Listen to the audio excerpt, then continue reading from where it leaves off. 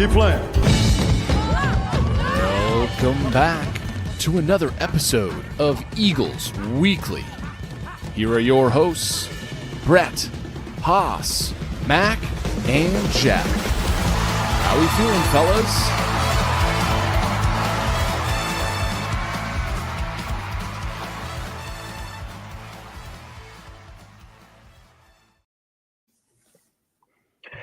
All right, welcome back to Eagles Weekly. I'm one of your hosts, Brett Ryder.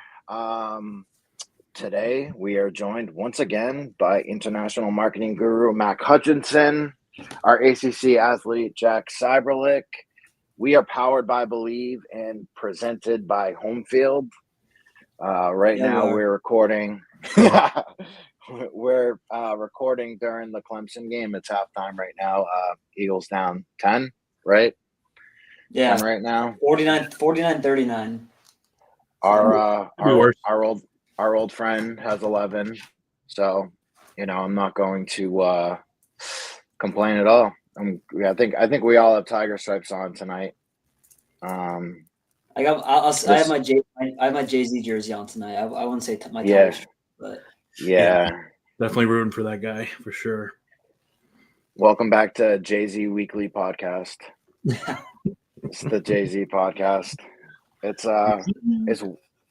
weird. It's weird. They put out like some, they're like morning shoot arounds and stuff like that. And I mean, not only like seeing him shooting on that, for us, it would be like the far end basket, closer to like the Hall of Fame plaques, but like, just seeing him in it's been it's obviously been weird seeing him in orange all year, but seeing him in orange and Conti is different experience. Yeah, it reminded me when I was a student, I would sit on those seats like courtside, like opposite of where the media section is, and so we'd always see that's where like the away team would warm up.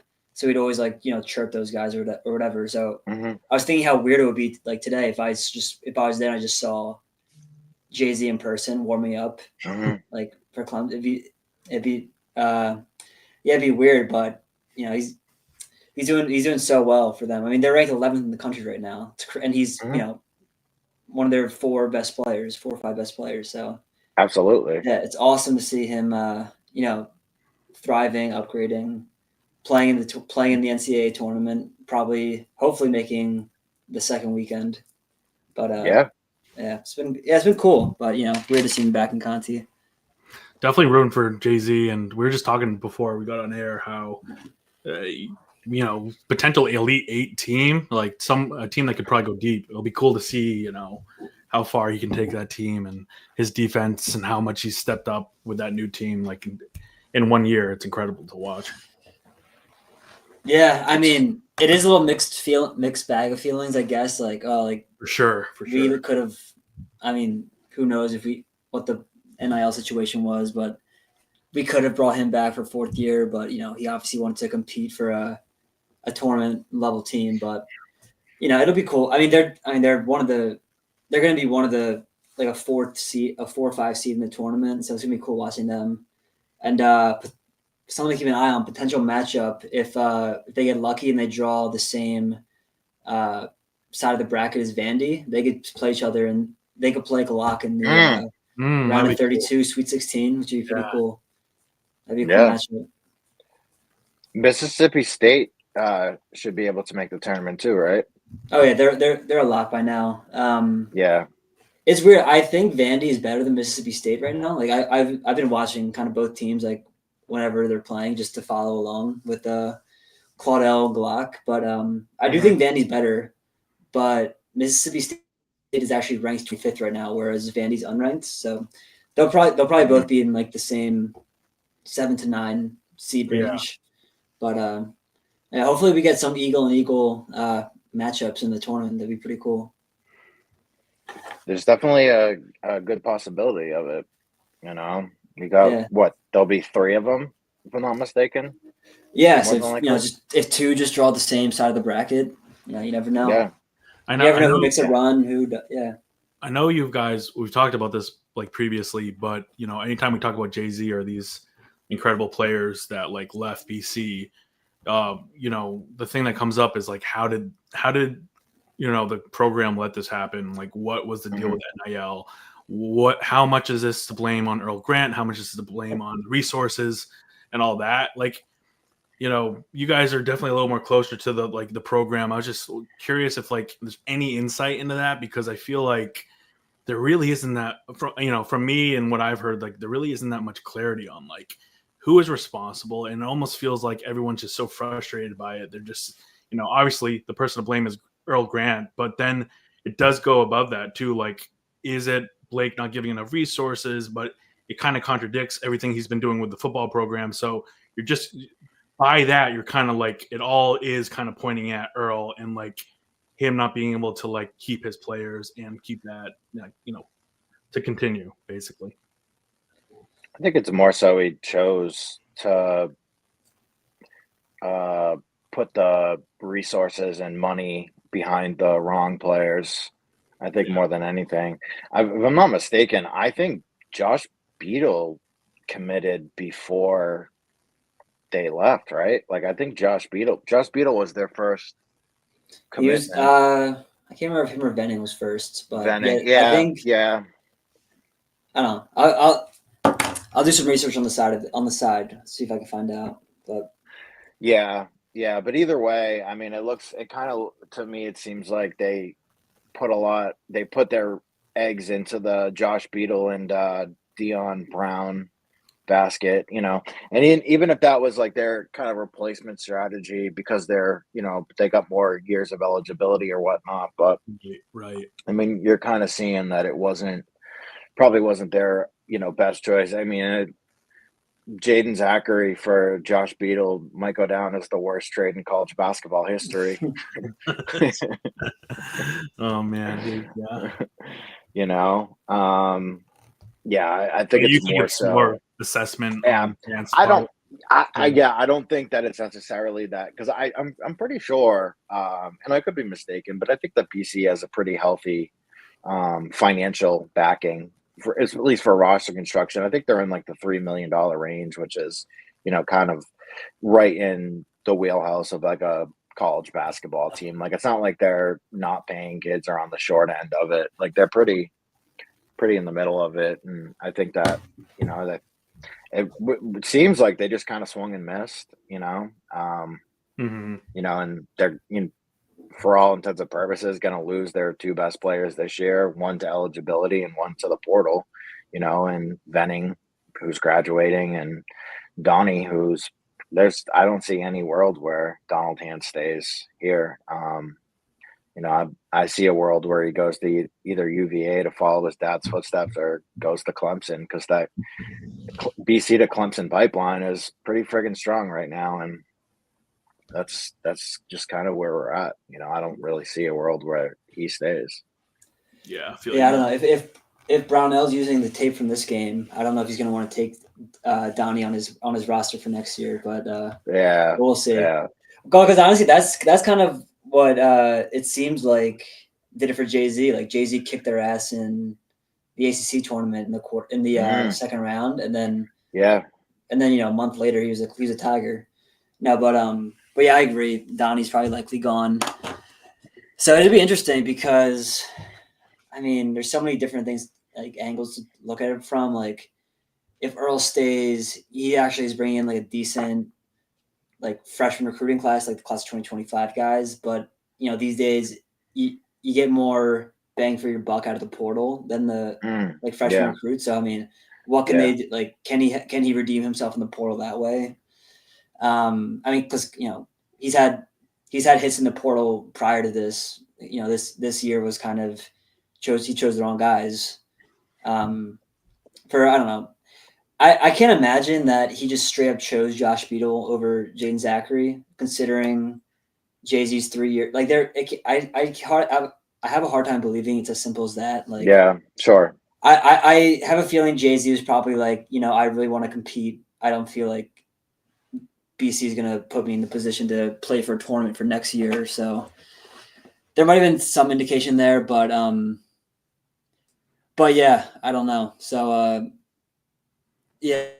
so we'll see if he can get that the portal draw this year, and And if Earl does end up getting fired, which I don't think will happen, but if it does happen, like what happens with the 2025 recruits? Do they leave? Do they decommit? Do we get new freshman recruits? So like, yeah. I don't know. The season basically ends. The season ends Saturday, so the next 2 weeks will be pretty telling for the future of BC. Because I mean, if he's not fired within a week after, the season ends, I don't think he's going to get fired. No, I don't think so either. They wouldn't wait around for that for no reason. So we'll have some more clarity, I think, or just more of a sense of the direction they're going in, I think, within like a week or two.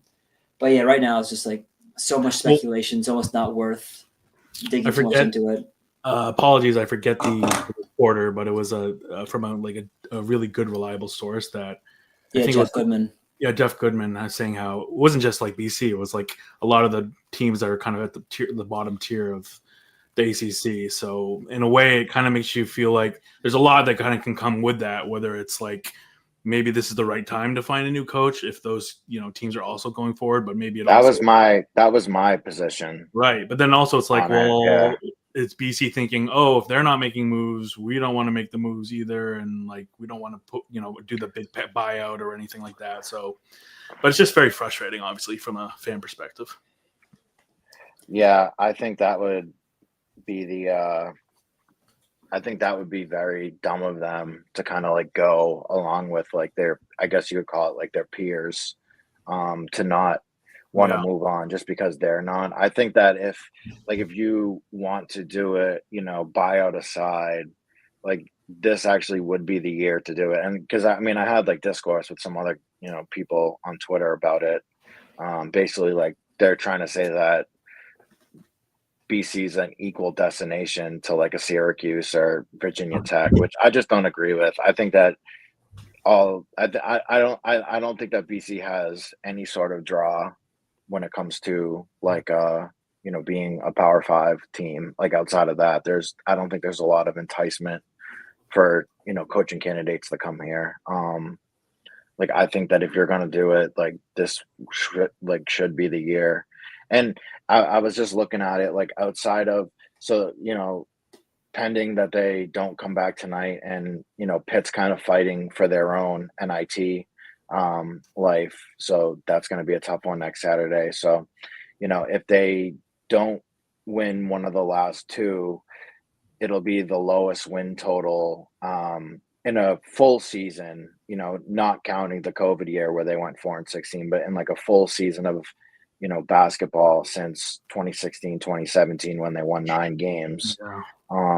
So that's tough, and even if they win one more game, that'll basically equal Earl's win total his first year, which I believe included a couple ACC tournament games, so he doesn't really have the luxury of kind of beefing up the stats. So it is pretty dire, I'd say. Yeah, they did go 11-20. No, 11-19 the regular season last year. So I mean, they go 12-17, 12-18 this season. That's like basically marginal, same thing. Yeah. So I mean, it just doesn't seem like like Blake really overreacted to that 2023 season with that extension. Like I saw someone tweet about this. Blake gets a lot of praise, rightfully so, for the Bill O'Brien hire, some other moves that he's made. But I mean, really, like the Bill O'Brien thing kind of did fall into his lap. Like it's just it absolutely perfect did. scenario. And like this Earl Grant thing, like the extension's really like these days really, a big weight on his resume. So I don't know, like it's not a great look for Blake right now either. Like just with that extension pending. I think he's kind of in a honeymoon phase with the Bill O'Brien thing, but we're a year into that, and we've had a 7-5 season, pretty good, but that's about it. No, so I think I do wonder if Blake's kind of getting like a little antsy, saying like, oh, I gave him this extension, now I I could either admit that I'm wrong, buy it out, rectify my mistake, or just ride this thing out, and that could look even worse, So I mean, Yeah. Yes, I mean it's an interesting thing to look at from his point of view as well. Brett, I mean, you hit the nail on the head this week when you tweeted that video. I mean, like you just said, Jack, like Blake James kind of fell into that Bill O'Brien situation where Hafley left. People like forget this. Like Hafley wasn't fired, even though people were saying to fire him. He left to go to Green Bay, and then he was put in this position. And then thank God Bill O'Brien, came to the rescue basically. But if you look at available. Yeah, exactly. But you look at the history, like you were saying, Brett, this week, every one of these coaches that fans want to move on and then the program eventually moves on from, it's usually a year or two too late, right? It's never on time or it's never ahead of the game. So this has kind of been the history of BC over the past 2 decades of, okay, we're going to keep with Adazio for 5 years. We're going to do Hafley. Would have probably been another 5 years. Like they don't do the buyout. They don't move on like obviously these other SEC or Big Ten schools. They are very conservative when it comes to like making any major changes. So you're just looking ahead and you're like, you're hoping Father Jack is a little bit more proactive with the programs. But right now, because you're in this lame duck, situation, you're just looking at this like why would we even speculate that there'd be on new coaches when the history has told us that that's not going to happen? Yeah, and that's the whole thing. Is it's apparent to us, and logic tells you that you should move on, and like this is kind of where it ends, and that's the move that should be made. But when you bring in all the other factors, that's when it kind of tells you that logically it's not going to happen. And for a fan base, it's tough to continue to watch knowing the ending has already happened, and now you're kind of watching like a dead man walking type of situation, for lack of a better term. You have zero buzz, and I think with Earl, the first 3 years there was buzz around some sort of like improvement and where the program was going, and like that's completely gone. And I'd argue it's at least like the state of the fan base, it's probably worse than before he got here, because now people have reverted back to like kind of the old ways of just hating this team. And rightfully so. They really haven't given you any reason to get behind them. I think it's like a detriment to them overall. And you really have to think about like, is administration okay with that? And I think they are. Like, I don't think administration like truly cares, that we're recording a podcast, we kind of represent this school in a capacity.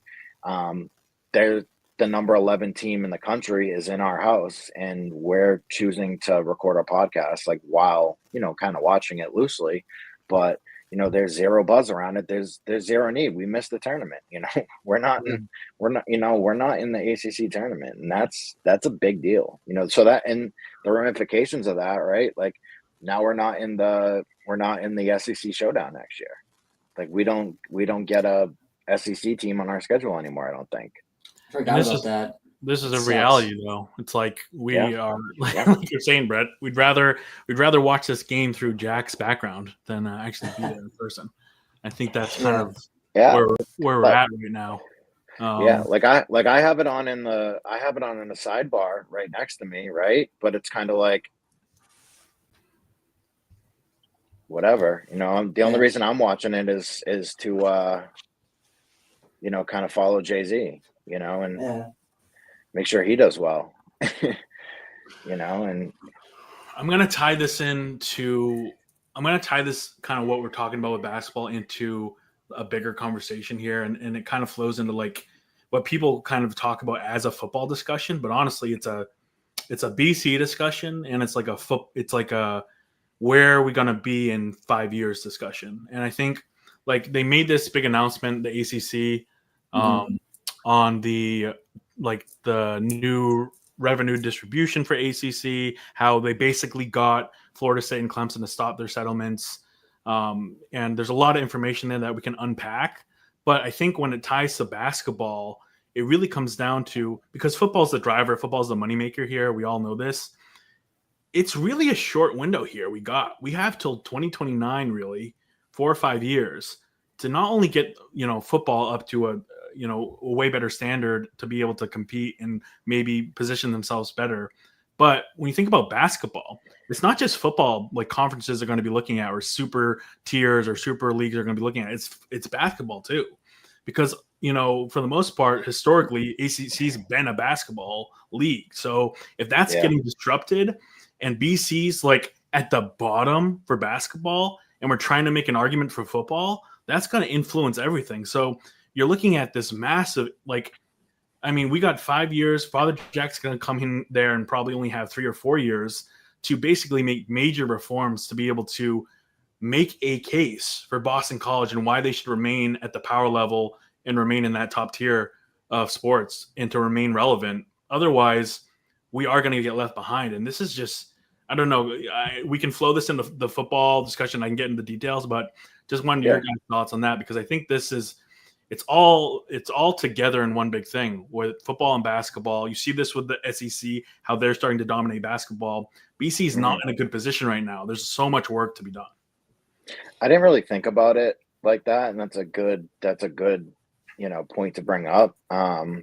And I think a lot of us, we almost like hang our hat on the fact that we have like such a dominant hockey program as like, well, our basketball team sucks, but at least we have hockey. But for like the ramifications of this, like hockey is like kind of like a moot point. Like hockey doesn't matter. You know what I mean? Like hockey doesn't move. They don't play in the ACC, unfortunately. Yeah. So like that's not appealing to, the potential super conferences or being able to like stay, in the ACC. So yeah, it's tough, and that's not a lot of time, and especially when you think about how long it's been for us to see any sort of success. Like, if you make a coaching change next year, which they're not going to, or this year I should say, which they're not going to, maybe next year, that's a 3 or 4 year cycle before you really start to see anything out of it. So yeah, I mean, in that sense, they should be on some urgency because they definitely are running out of time. So yeah, I mean, Mac, I was reading the I'm not going to pretend to be like some sort of expert in like these kind of like TV deals or whatever. Me neither. But I was, I saw like that 2029, 2030 figure for like the new Big Ten deal or whatever. I think Big Ten, whatever. Big 10, Big 12. And I was like, shit, like 2029, that's like the last year of Earl Grant's contract right now. Like, if he's not the guy, like I'd hope, the Big 10 deal, the Big 12 deal that are like currently in place, like, light a fire under like somebody's ass that we gotta like, get moving and like seriously either choosing to be like the school that we want to be, like investing seriously in this, in like the program to like get it to the standard that it needs to be at to survive these mega conferences that are forming, or if they want to go the Leahy route and just go full on academia and become like a Patriot League, Ivy League sporting school. Major decisions to be made. So I mean, like we as fans, of course, we hope we want to keep going to alumni for big time games. Like we hope we want to like that we have a way we want to go. And I think ultimately it just comes down to like whether or not Father Jack wants to take go in that direction, which I think he will want to. Like all signs seem to point that way, but I mean, yeah, it's a pretty critical next 3 years with like the news of these deals kind of dropping. So yeah, I think this is such a bigger deal than I think people are talking about, because I think if I'm Blake James and I just got that information, like I'm thinking, holy crap, we have a window here of 3 to 5 years where we need to make up so much ground to even be in the conversation, right? And you're thinking, just to give context, this is they got. I think people are thinking, oh, well, the ACC now has. When you look at this like new ACC media deal, people are thinking, okay, this gives the ACC is going to stay intact for the next 5 years. That's good. But when you think about it, like it's actually a lot more, scary than that for BC, because BC agreed to this, and like Wake Forest and all these lesser tier schools agreed to this just so they can have and stay relevant for 5 years. But there's a big fear now. It's like after those 5 years, what happened? So 2029, Big Ten TV deals renewed. 2030, the Big 12 TV deal is renewed, and then 2031, the college football playoff TV deal is renewed too. So college football for sure is going to be changed dramatically then. And then if you're Father Jack or you're Blake James, you're looking at that's happening for sure in 5 years. You know, if BC football doesn't make dramatic leaps and makes more investment, then there's no way they're going to be in that potential like top tier power super conference or whatever that they're going to do. And even if football is good, if basketball doesn't make like, which it's like in the all-time low right now, if that's going to be a dreadful thing for BC football if they're trying to make that argument too. So there's so much. You almost think like, man, they should be really thinking about Earl Grant's position right now, because if they're not 100% sure that he's their guy, they only have 4 or 5 years to rebuild this entire program and get it to be, competitive. Mm-hmm. Yeah, I'm kind of like thinking about this right now. Like, I wonder if like the administration, the higher ups, if they think the best way to go about approaching this and like raising the athletic profile of BC is rather than like to try to raise football, basketball, like both kind of as much as they can. I wonder if they're tempted just to go in the direction, just invest as much into football as they can. Because like if we look back 4 years and BC football is like a top 15 to 25 team like regularly, then they're not going to get left out of the Big 10, Big 12. I agree. Yeah. So like, I mean, if you're like a school like Wake Forest where you're like fringe good at football and basketball, like every 3 out of 4 years, and then you'll have like some random good year like that. Yeah. In that case, I think if you're that kind of school, then it's important to keep basketball and football to like that high standard. But it comes if BC just really believes in Bill O'Brien, really believes that he's going to build a program that can have sustainable success at like a level that BC hasn't like experienced since like the early 2000s, then do they go in that direction as well, rather than just investing more into football rather than kind of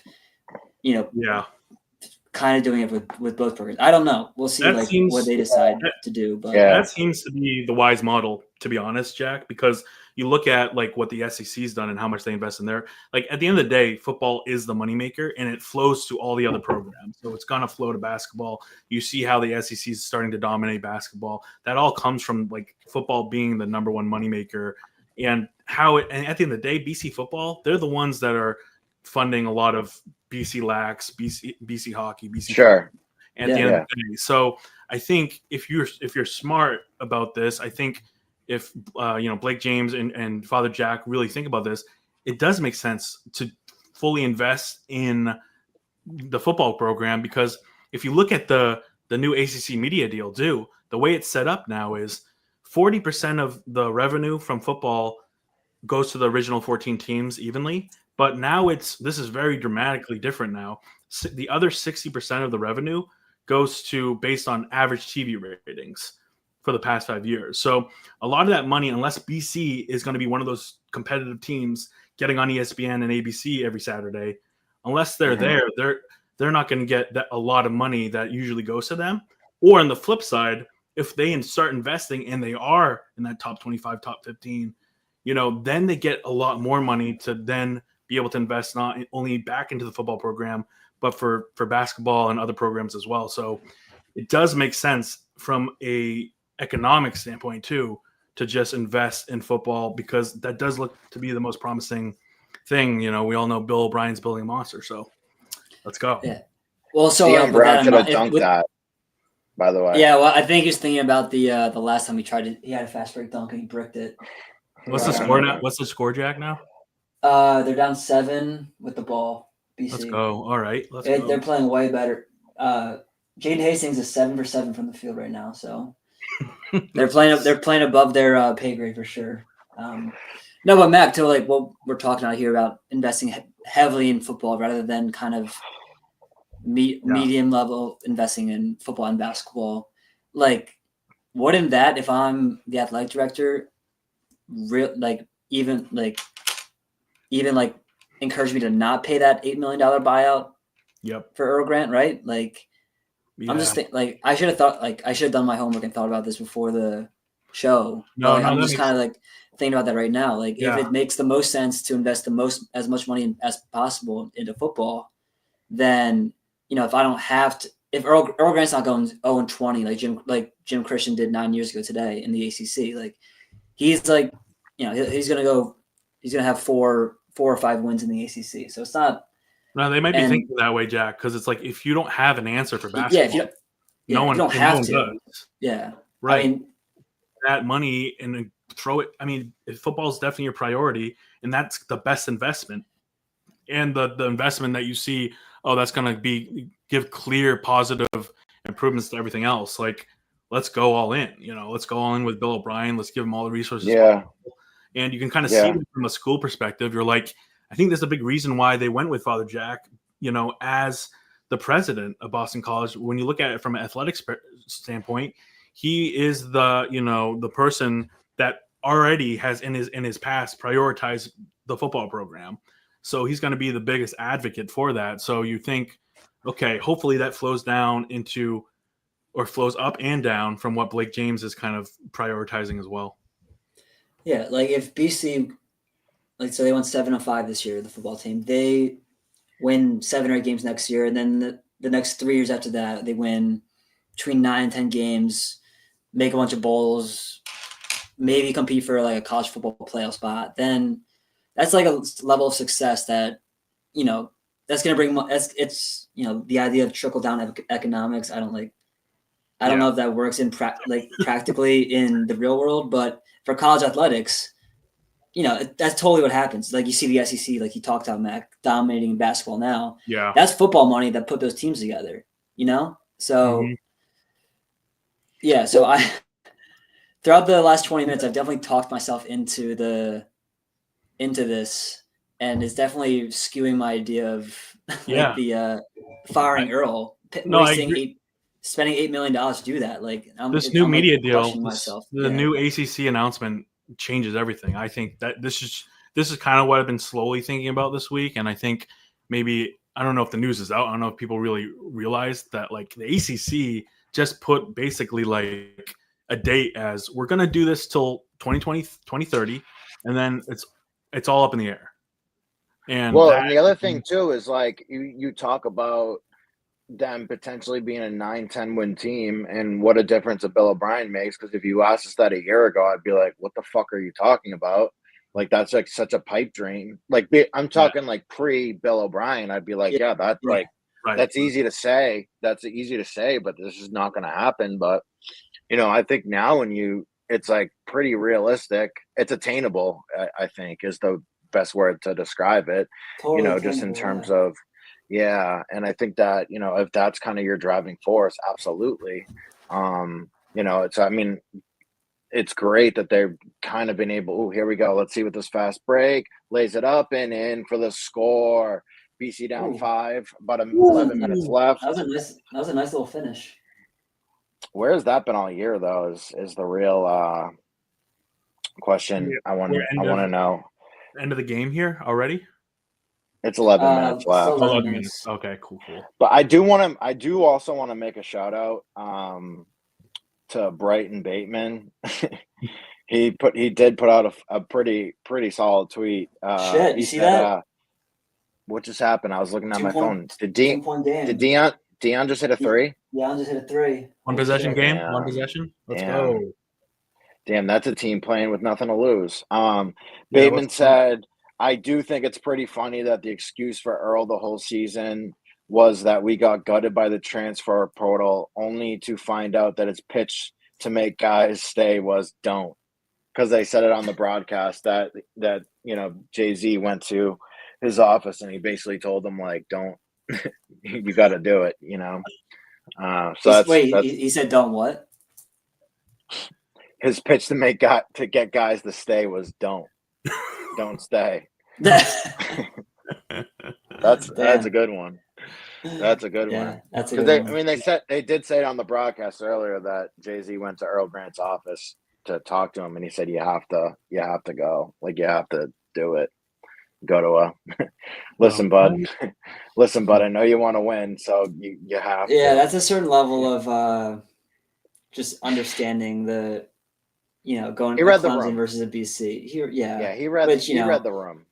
Yeah, if I'm that's Jay-Z, if I see like insane. my guy Jay-Z, he has 1 year left of college basketball. I want the best for him possible. Of course, Oh no, Yeah. good for Jay-Z. I get it. It's like I guess it's like a tough look for that Earl was the one that was saying it, but I don't know. I I just get thought it it was- on I a just certain thought level. I yeah. get it. It's a funny thing to mention on the funny. broadcast, but yeah. Insane though. That's insane. I mean, as much as that's awesome for Jay-Z and like we're like hope he does amazing, but it's like for a coach to say that, it's like, come on, man. That just shows you where the program is, and where he's at. You know what I'm saying? Yeah. Well, that would have He's been like, so. he's like, what are your plans? Earl's like, fuck if I know. Yeah. Yeah. Well, I mean, that was Brett, I was looking at the date. So Josh Beadle committed to BC on April 4th. Jay-Z, he was in the portal, but he didn't commit to Clemson until the 21st of April. Okay. So there's a period of time in there where I guess, the roster's very up in the air. Like Glock had announced he was moved. Glock was like middle of May. Yeah, Glock was very late. He was like almost towards the end of late. April.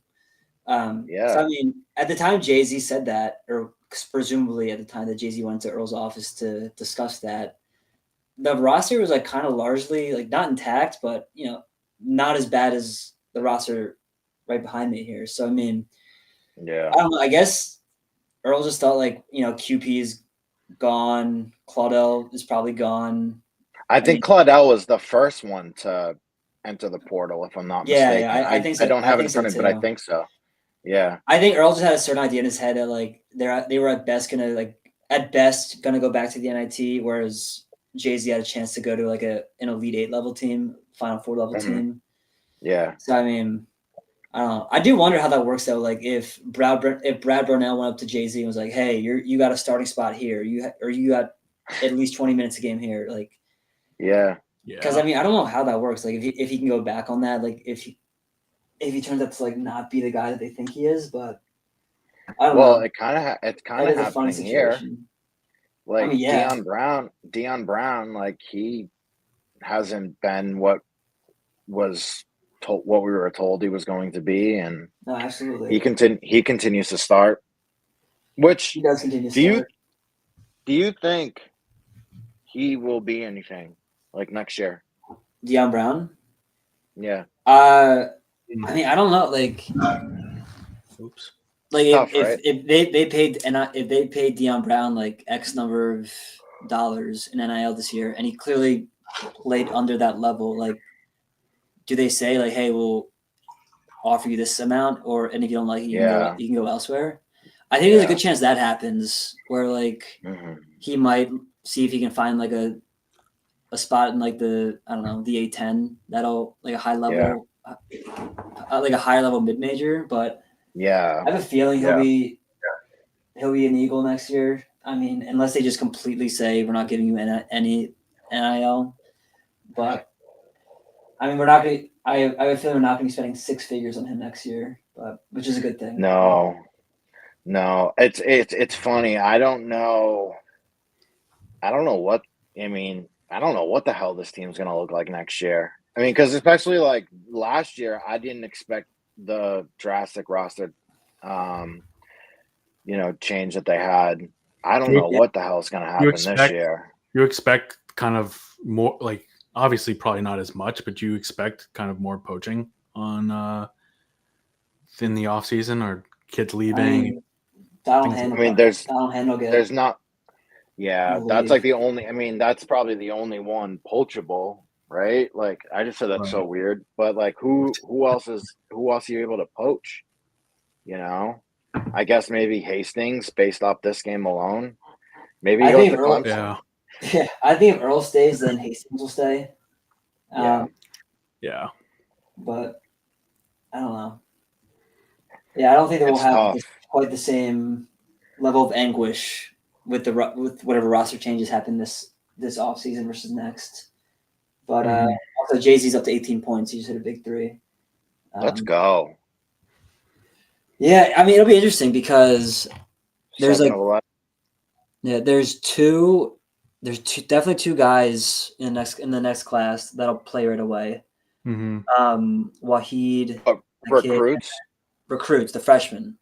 Okay. Wahid, this kid, he's a big guard. He'll definitely play. They have His 6'10" dad was a forward. coach at BC. Yeah, that guy. Yep. So I think he's definitely going to play. I think the big kid will definitely play, and we need it definitely. So I mean, I'll be interested to see like what kind of transfers, come to like are going to be interested because I don't know. There's the classic, mid like lower level D1 to BC to higher level D1 pipeline that definitely exists.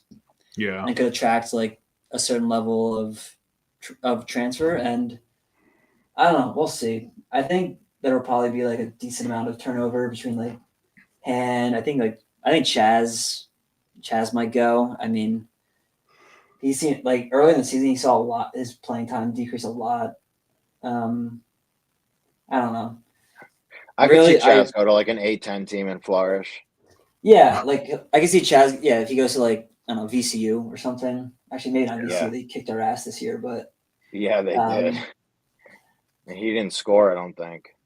Yeah, but yeah, I don't know. But like I said earlier, like the next 2 weeks, like in 2 weeks we'll know a lot more than we do right now because I mean our season's going to end 3 weeks earlier than it did last year. So I mean presumably guys run to the portal right away, So yeah, it's going to be a long off season, folks. Yeah, it's going to be a long off season. You're going to get a lot of back and forth. You're going to get a lot of people saying Earl's staying. You're going to get a lot of people saying they're hearing reports that Earl's going. You're going to hear a lot of reports of people saying that Blake met with the board of trustees. Earl's out, and I'm telling you, it's all fucking baseless. Nobody knows. Yeah, nobody knows. Yeah, we got nobody knows. We got Goodman saying Earl's safe. We got trusted member of our community, Beacon Street Ball, saying other things. He's out. So yeah, we'll see. Somebody's wrong. Yep. And nobody knows except them. Like I don't think anybody has any sort of insight into it except for the people in the room. And it'll be interesting. And I think if BC does decide that they are going to pony up and do the buyout, which I'm on record and I stand by it that I don't think it's going to happen. It's going to have to happen sooner than later. Like if you're going to do it when the season ends. Do it while the other teams are playing in the ACC tournament and you're not. You might as well start your coaching search then and there because it's and I've heard that coaches from like A10 schools or high mid majors, but guys that potentially could be candidates here have been deterred by their agents from even like they're like, oh, if the BC job opened up, and they're like you're not going to be interested in it. So and that's tough. The last 3 coaches here just basically destroyed their reputations. So I mean, why would I'll you? do it. 3 years over a decade and a half. We'll do it for sure. Yeah. And, we're approaching. Yeah, we're approaching 20 years since Al. Quickly. Yeah. 2009. Well, 178 days until kickoff, guys. Yeah, let's move on. to keep up with the basketball versus football kind of theme here, I think there's been some good news about I think it's been positive since Bill O'Brien's gotten hired. But I wanted to kind of quickly go over a few football developments. Before I get into kind of the recruiting stuff, Ozzy Trapillo, Donovan Ezuraku, Drew Kendall, they're all at the NFL Combine last week, and they freaking killed it, guys. Like, they're such high scores. Majority of their drill scores in the 90th percentile. Super, super awesome for them. I mean, Donovan Ezeraku's basically performed his way into the first round, it looks like. So, don't be surprised if you see him in the top 20 pick on draft day. So that's super excited for him. And, again, if you get like 3 guys drafted in, from Boston College, that's just incredible for the brand and everything that Bill O'Brien's trying to do as a development program for the NFL. So huge win on that front for the BC football brand. The biggest thing I tweeted out today, and it's funny because I have a take from it that is, I think, different from the narrative out there, which is funny. But I tweeted that right now, after we just got news that one of the commitments was went from a 3-star to a 4-star, that now Boston College is the number 1 ranked recruiting class in the ACC for 2026. Hang the fucking banner. Boom, boom, boom. And then overall, we're the 11th ranked class in the class of 26 for football. I understand the narrative, guys. I understand that, it's only because of volume and all of that. And I have a huge disagreement with this, and only because I totally understand where you guys are coming from. Talk about it. Like, I get that from the Hafley days, we are so used to this, where at the beginning, of the recruiting classes, or, a class a year or 2 from now, BC's ranked in the top 10 and everyone's making a big deal out of it. And then there's a huge fall off. Well, what I got to say and remind you guys is that I think you think that Steve Adazio and Hafley are still the head coach. It's not. It's Bill O'Brien. And honestly, volume's good. Everyone's shitting on volume. We want volume right now, guys. We want Bill O'Brien's guys to get in here. We went a whole season last year with no Bill O'Brien guys. So at the end of the day, if you guys are complaining about volume, like, we want as many players as quickly as possible that were recruited from Bill O'Brien to get into this program. And then even if it is just a volume thing, the quality of player is better than it was under Hafley, was under Adazio. He's already recruited and committed, got 2 4-stars to commit. I honestly think some of the commitments are going to become 4-stars. He's actively recruiting 4-star recruits, something that BC hasn't been able to touch. And again, if you trust Bill O'Brien, and there's no reason to not trust him, you got to believe in his evaluation and his staff to bring in the type of player that's going to get BC to that top 25 ranking. So again, I understand why, like, some people from our community were like, I don't know about it's all volume, all this, but it really is such a positive thing. I think it's just another, even if you take all of what I just said away, it's still better to be number 1 than it is to be number 10 at this point, or number 16. So we're going in the right direction. And I think even if you are just taking it from a volume perspective, this is a good thing. We want Bill O'Brien to bring as many people that he's recruited into this program as quickly as possible. So it's not. So I'll push back on that, just in the sense of, like, people. It's me. We're not upset about the volume. I think it's more so just like to pump the brakes. Like, I get it's like exciting and it's like fun to say we're number 1 in ACC and 11th nationally, but it is due to the fact that we have nine recruits, which is good, and it's very good. And you look at the recruits that we have, and for all intents and purposes, Corn Berry, is another guy who, could see a bit of a jump. And, my biggest thing with the recruits has always been that when you look at a recruit, it's not the stars that you're looking at. You're looking at the offers. Like, I always look at, like, who they were offered by, are they being offered by other Power 4 teams, or is it like BC, Buffalo, and UMass, and it's like, is BC the only Power 4 team that offered them? Yeah, they're a 3-star, but those are the ones that you're a little bit iffy on, because obviously you're going to choose a Boston College because that's your best chance to play big time ball. But that's kind of what I've always looked at.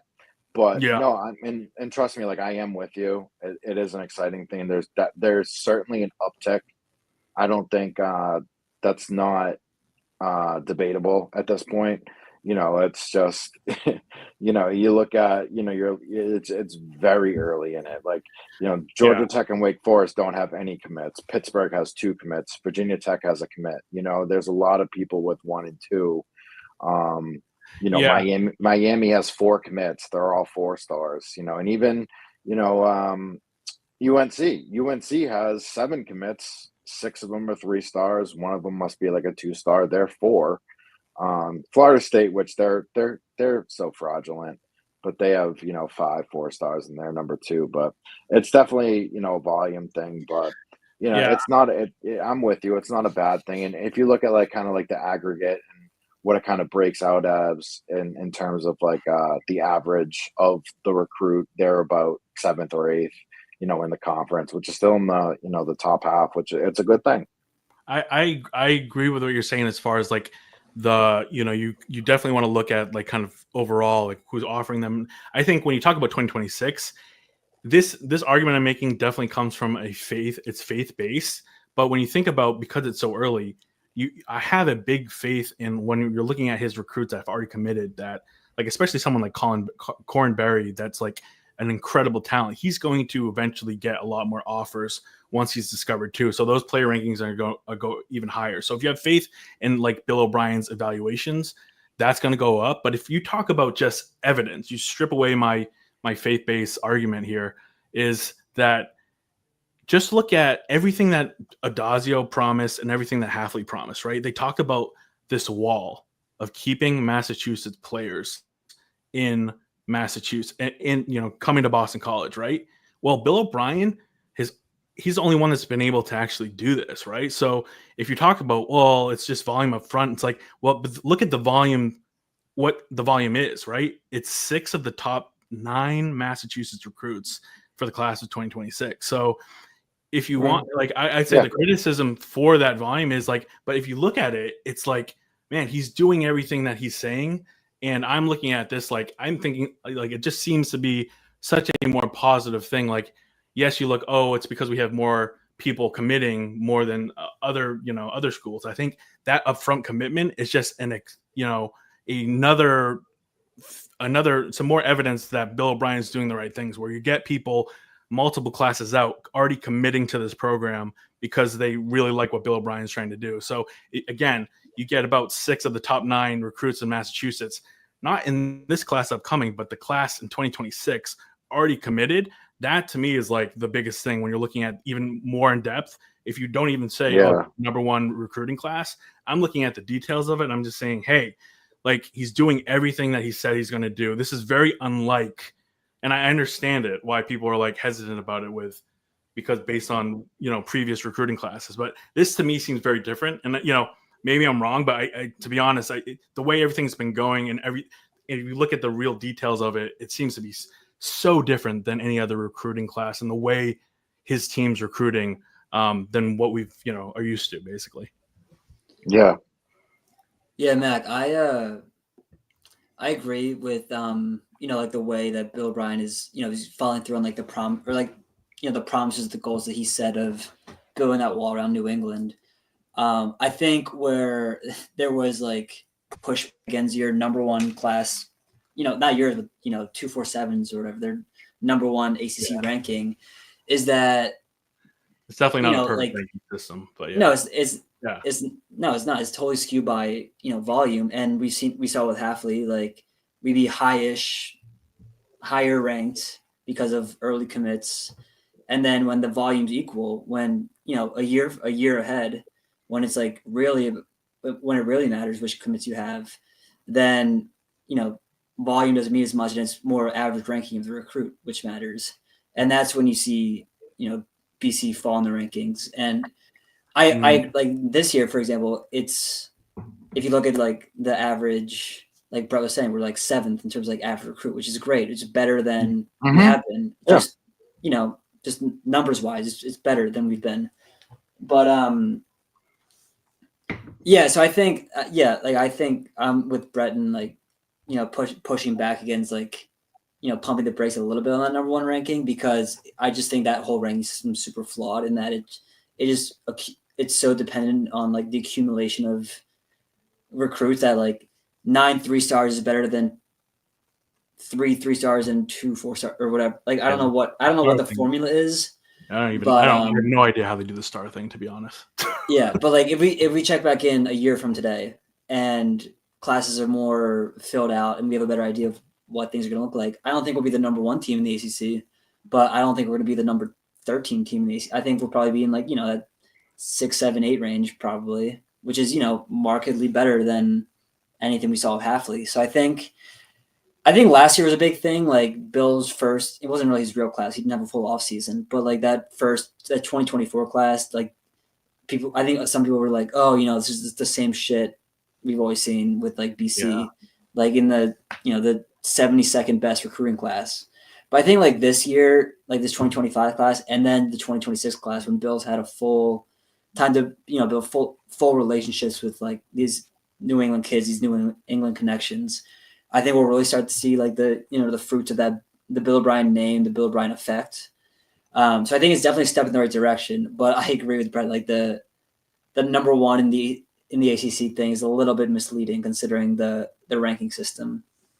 Yeah, I feel like it comes down to like the overall feeling of the program is like it is definitely positive, but it makes sense why everyone wants to be hesitant on it, because even when you're looking at this year, right, you're still like, okay, this is going to be the first year where like Bill O'Brien has some of his recruits. It's going to take like at least 2-3 years where he actually is able to develop some of his recruits. So you're, as much as you're like, even everything we talked about earlier, where it's like you're trying to get this program up to a top 25 level by 2029, right?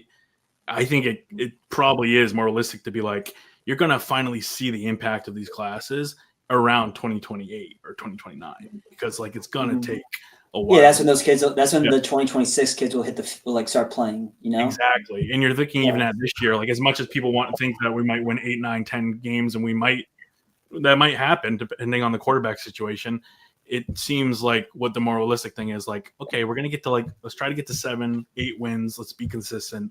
Let's get there. So I would say, yeah, it's a long off season trying to find the positive in everything that we're doing. And look, it's fun. It's definitely fun to be able to screenshot and put it up and say we're first in the ACC and kind of like throw your middle finger up at everyone. Like, I get that completely. Like, it's definitely fun, right? Like, it's like kind of like tongue in cheek type of moment.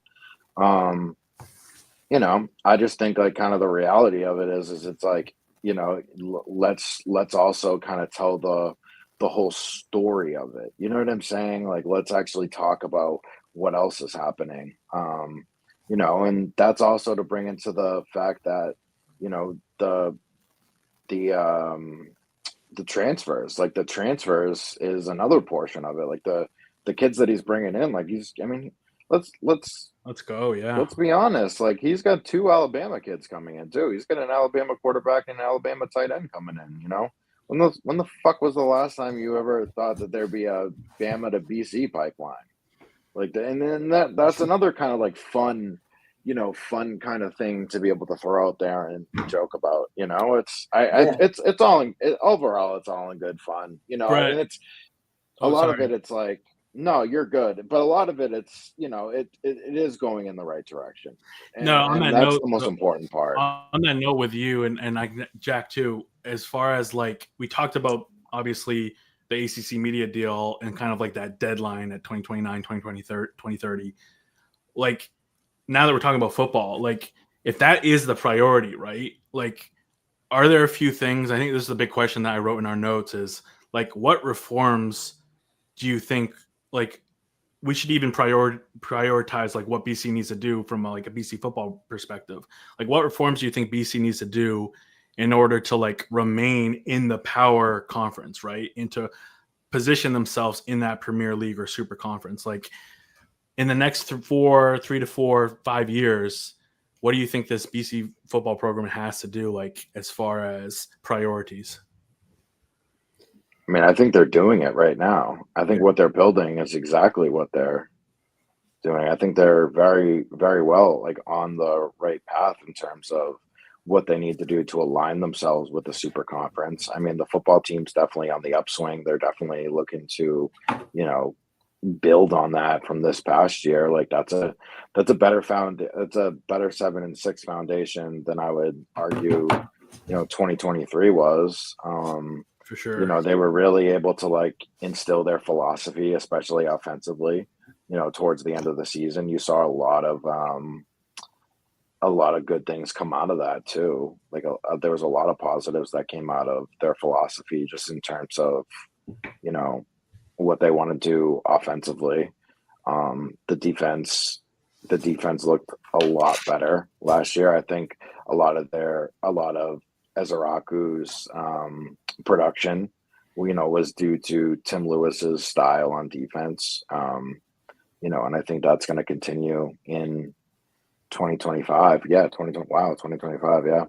But I think like a lot of what they want to do as a team, how they want to win, was installed, and I think that they're doing it with the players. And I wouldn't be surprised if you see a couple more transfers, continue to trickle in.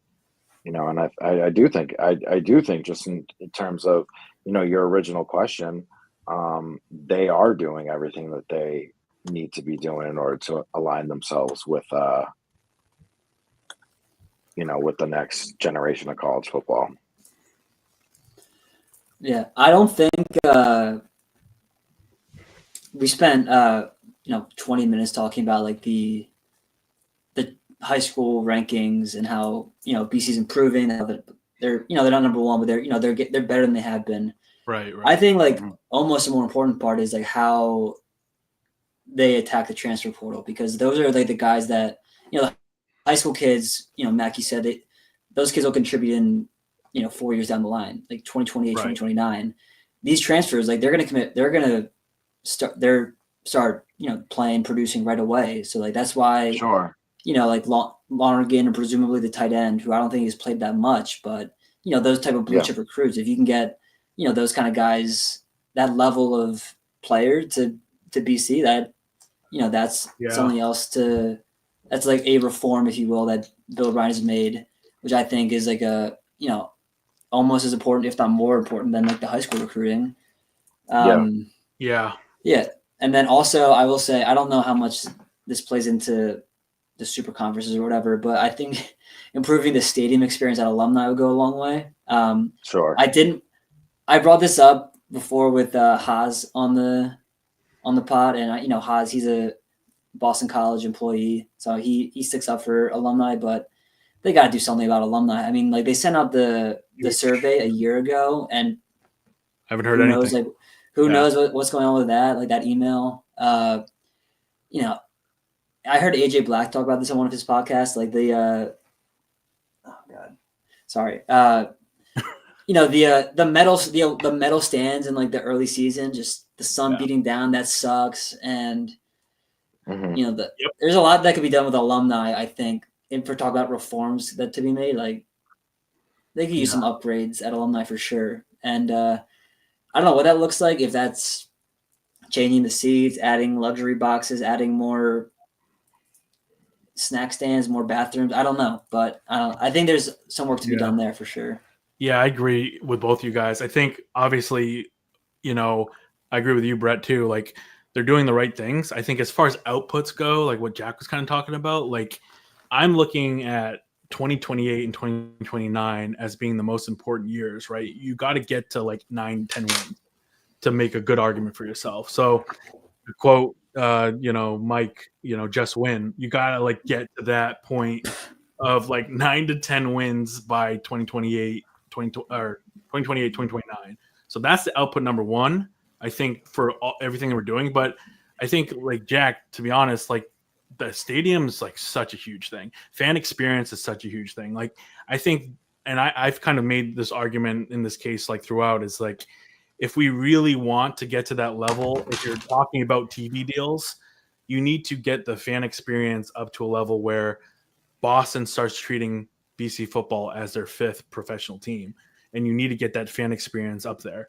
So like when we go to the Red Sox game, we go to the Celtics game, the fan experience is so like top tier, and you don't have that at Alumni. You don't have the ability to bring a family there and have access to clean bathrooms and good concessions and have like luxury boxes or restaurants in the stadium, anything like that, that's going to be a huge, not only like fan experience to get like the experience of BC football, in the brand at a higher level, but also to bring in, future investors and everything. So again, I think when we talk about input output, like there's got to be, again, from Father Jack, so much more investment into all these things and Blake James, and to get the output of, hey, better fan experience and winning at the end of the day. And it seems like, I agree, it seems like they're doing all the right things as far as the football, like coaching, but you got to see that even more outside of that with the fan experience and, even tailgating and all of those different things. Mm-hmm. We got 2 minutes left. We got Jay-Z on the line. BC's up 5. BC's down 5. Now they're down 6. Big moment here. Jaden Zachary. Probably about to pull away if I had to guess. BC's missed 10 of their last 11 after. Jack, how much time left? 2 minutes. Oh, okay. I think So Brett's like 10 seconds. Brett's like 10 seconds ahead of me, I think. is this still 2 possessions, or do you make them both? He made them both. So it's a 7-point game right now. Yeah, I might be. Honestly, this is one of Earl's better coached games of his career, if I'm being quite honest. Anything like the whole thing last year was like they got to slow starts, they find themselves down 10 like every time, and then crawl their way back. Dude, they play well when we're live. When we're live, Grant knows how to coach. Yeah, I think he's a coach. I think he's coaching to get back on what's his name's bench at some point. Burnell's bench. Yeah. That'd be like a Hafley-esque move. Everyone wants him fired. Yeah. He leaves on his own. That'd be another gift in our lab for sure. Oh man. Yeah, BC hasn't scored in 4 minutes. Wasn't the spread for this game like 15 points, guys? Or what was the 13 and a half or something? 13 and a half. Yeah. So I was about to put $100 on Clemson spread, but thank God I didn't. Thank God you didn't. Saved yourself the $100. Yeah. Oh my God. Okay, that's about it. It's over. Yeah, good game, boys. Hey, decent fight there. But it was a good fight. They went down 15 early. And you're saying Jacko's pretty well coached, to be honest, of not just. I mean, the first 10 minutes are pretty bad. Like they went down like 15 pretty early, but second half they've been rolled it pretty well. I mean, he had the guys playing hard, which I mean it's not nothing in when your season's basically over, when you have no postseason. Oh, their season's very much over. Yeah, so I mean, the guys are they got pride still, so that's good to see. Yeah. But I gotta ask you guys one more thing on basketball. It's like how the only time we win, or even when we lose, like the best we play ever is like gritty, right? The whole gritty, not pretty thing.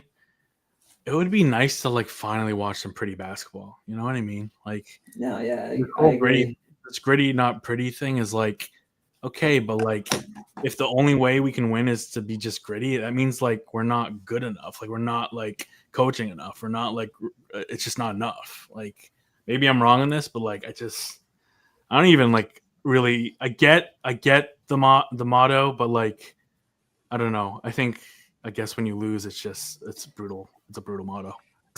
Well, I mean, yeah, when you're losing, it is brutal. But I think it's it's more of a thing. Like there's more than one way to win. Like you look at St. John's play basketball versus like right. Duke play basketball. Like one's definitely prettier than the other. Mm-hmm. So like it's a different formula. I think it's like the identity that the coach takes and like gives to his team. Like, Pitino has his guys, they play defense diving over really the floor. hard, that kind of thing. Whereas it's a different type of play style than like what Duke or Alabama does. But yeah, I mean, when you don't have like the results to justify, that kind of identity, or you don't have like the personnel to implement it, then it's a tough look. Because I mean, like, this team this year, they're severely undersized. Their guards aren't super athletic.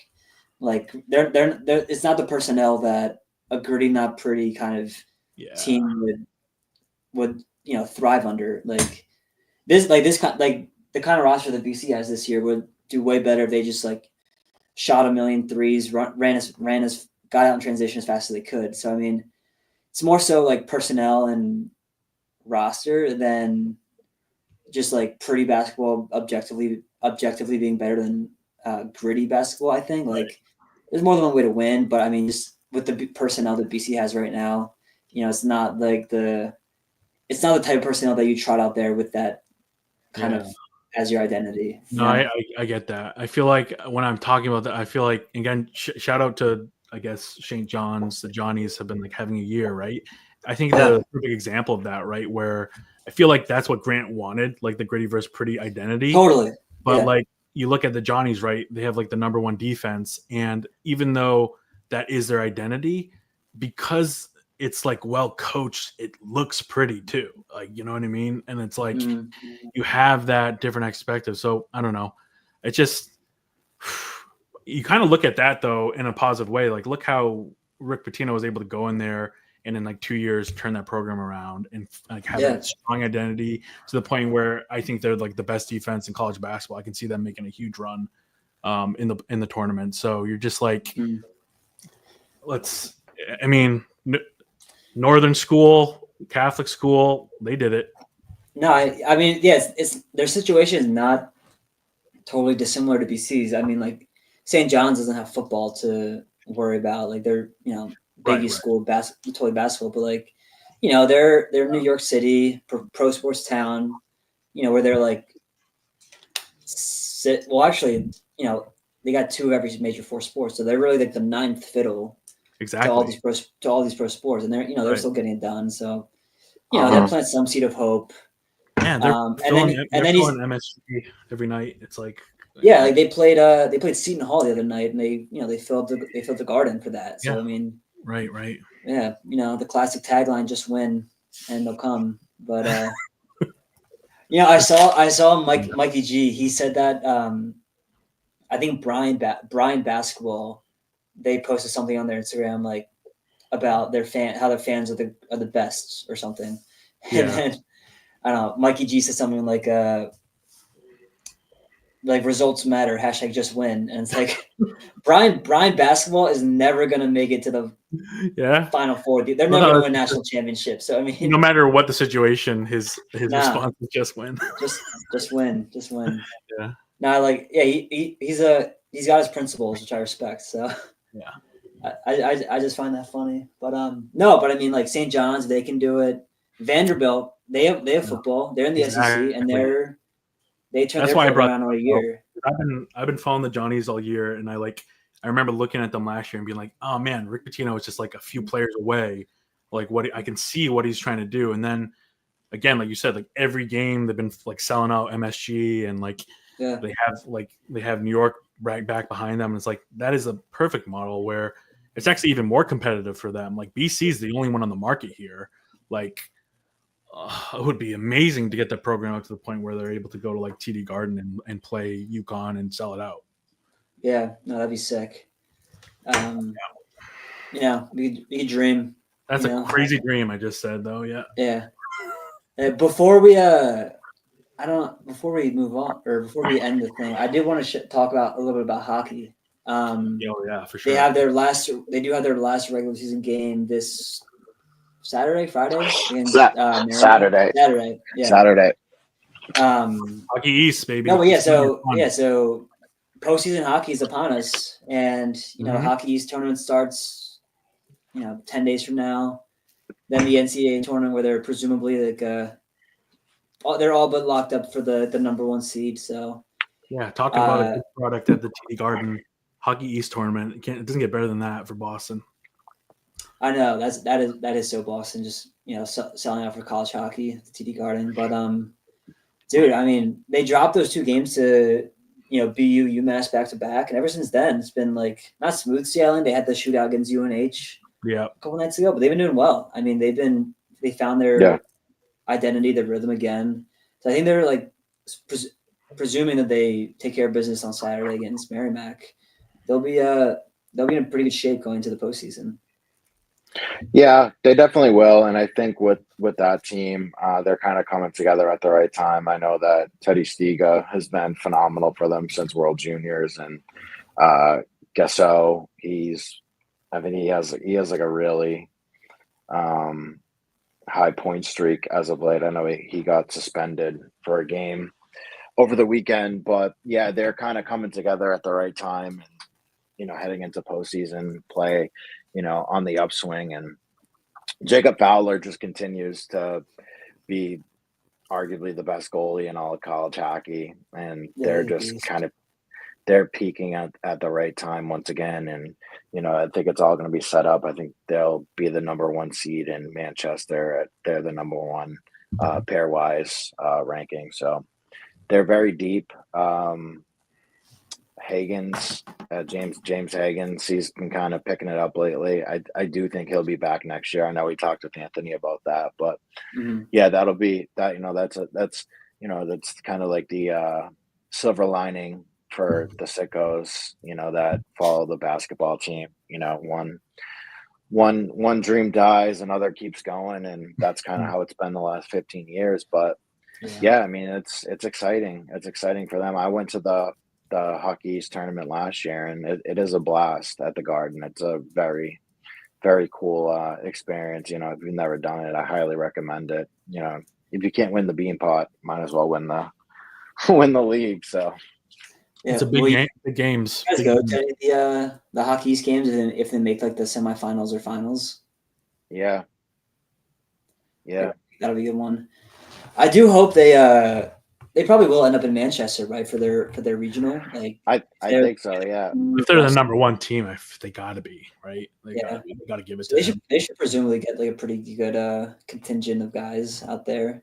Yeah, I mean, this is where it becomes serious, right? Hockey East defend the title, and then hockey's such a big deal for like getting hot at the right time, right? And you got to get your goaltender yeah, in the zone. It's like Hockey East is such a big deal. Like let's defend the title and let's just ride that winning streak till the end. yeah, totally. Yeah. So I mean, TD Garden and Manchester, and then hopefully St. Louis in mid-April, which is crazy.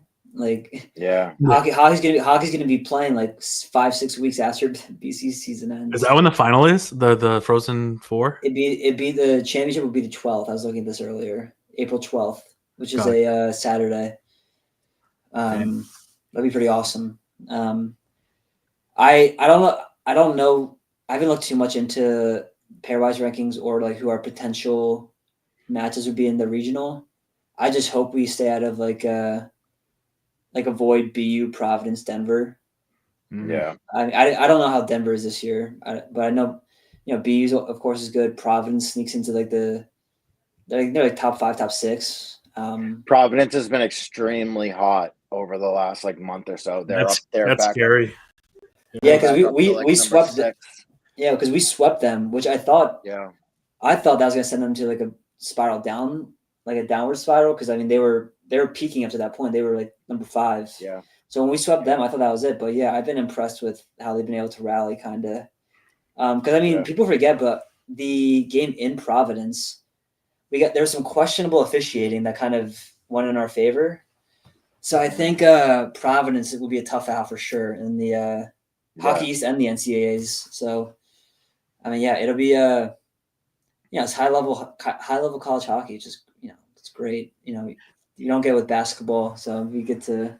Do you guys have like not necessarily predictions unless you want to throw that out there, but like going into this versus last year, do you feel just as confident like going in the Hockey East and like the NCAAs?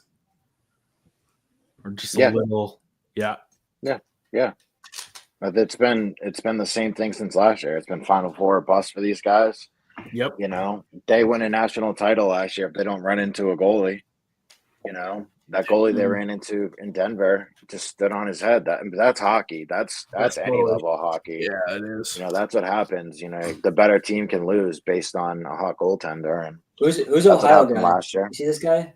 Who's Ohio I'm guy? not sure. Yeah, I messaged him back. I said, "Hit us. You got a question?" Yeah, just shoot. We'll see Just shoot it. We'll see if if Ohio guy shoots us a question, but Yeah, see if it's a question or a troll. Hopefully, Yeah. it's a No, but- question. Mac, to your question. It was weird. I felt like last year's team. This guy said, "Can one of you drive me to the airport on Saturday?" What's on Saturday? Who knows? All Get right. the fuck out of here. Is he flying back to Ohio? I guess so. I guess so. Jeff No, I feel like last year's Good team had shirt. a little bit more top level, like higher level talent, but I feel like this team has a slightly more depth. And Yeah. like Leonard, Perot, Fowler already with the last year's Yeah. experience. Yeah. I think like objectively, like in the moment last year, I was like, oh yeah, of course you're gonna win the title. Like they're the number one team all year. But I mean, Yeah. objectively speaking, I think this year's team is better positioned than last year's team to compete for the title. And I think hockey is super momentum dependent. If you're in the zone or you're not in the zone, whatever. But yeah, I think they're in a super good position to compete for Natty, and I have more confidence in this year's team than last year's team for sure.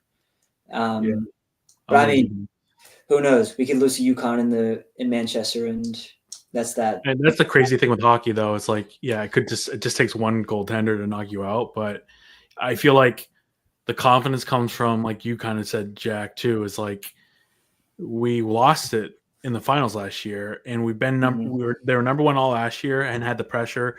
They were number one all this year and had the pressure. Like all these guys now have 2 years of experience playing at the highest level. Yeah. And they all went to the finals last year. So they've done this before. So you kind of are more confident in that because they've done it before, you're just hoping they can get their redemption this year. But again, hockey's they say that the NHL, the Stanley Cup's the hardest one to get. The NCAAs is probably just as hard. Well, yeah, for the Stanley Cup, you play 7-game series for the you're 1-0. You're imagine playing for the World Series in 1-game single elimination. Like it's ridiculous. Yeah.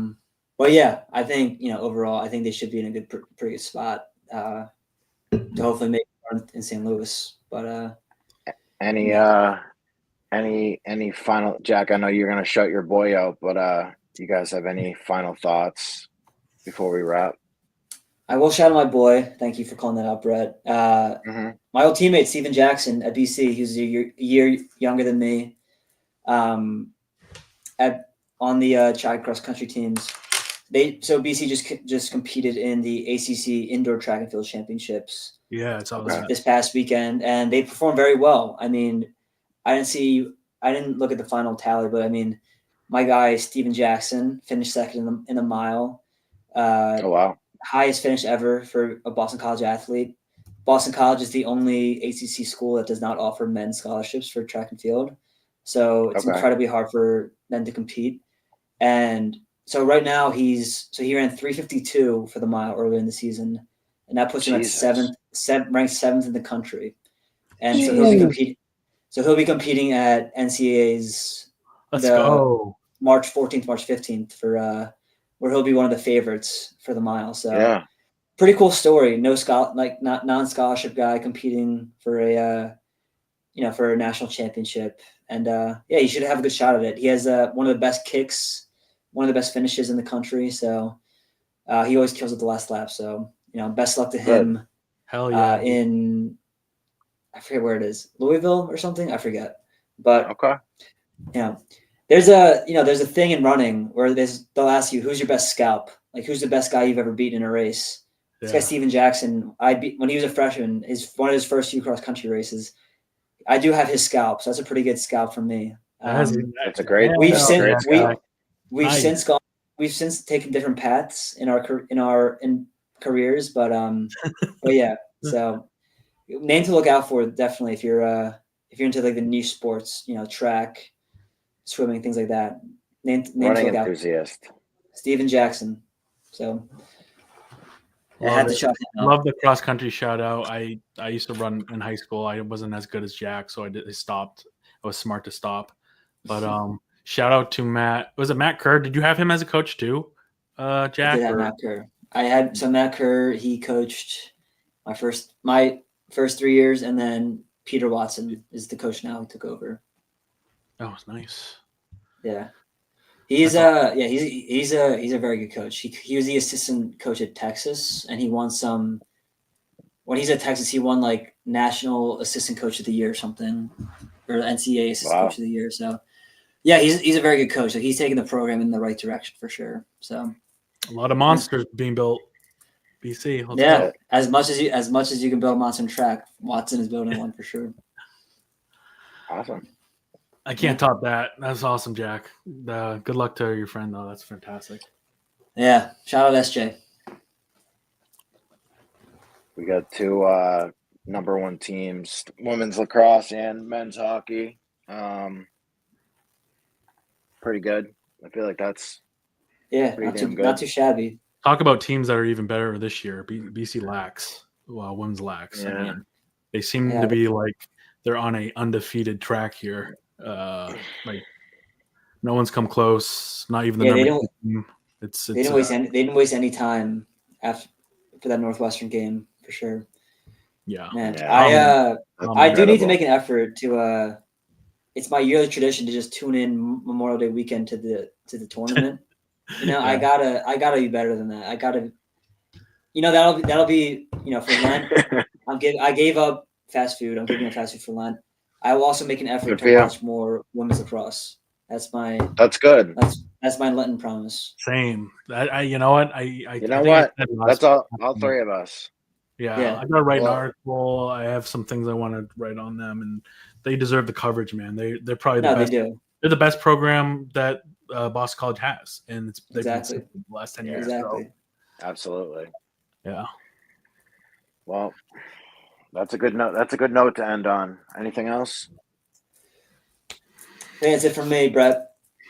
Yeah. Just we're in a lot better position, I think people feel, because of basketball. But getting a new prez coming in, football's on the rise. BC Lax is great. BC hockey's at an all-time high. Let's go. Amen.